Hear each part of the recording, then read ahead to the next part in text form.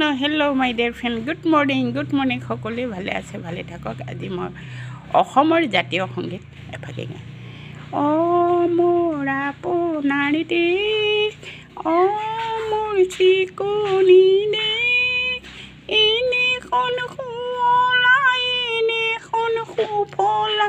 এনেখন মৰমৰ দেশ অ